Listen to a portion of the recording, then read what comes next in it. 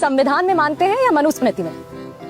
मनुस्मृति भारत का प्रथम संविधान है और मनुस्मृति में एक भी ऐसा वाक्य नहीं है जो भारतीय संविधान के विरुद्ध हो। क्या आप बाबा अंबेडकर को सामाजिक न्याय का नायक मानते हैं? मनुस्मृति में जलाया उन्होंने, बिल्कुल नहीं मानता, न मानूंगा।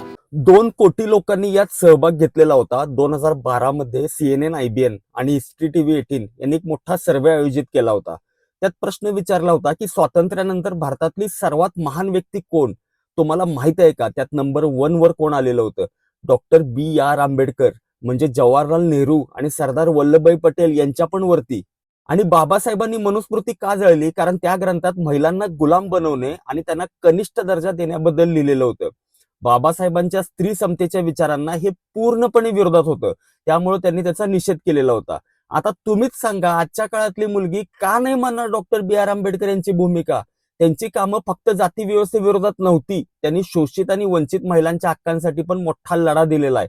आपले नोबेल पुरस्कार विजेते अर्थतज्ञ अमर्त्य सेन हे पण एकदा म्हणाले होते, डॉक्टर आंबेडकर हे माझ्या अर्थशास्त्राच्या विचारांचे जनक आहेत।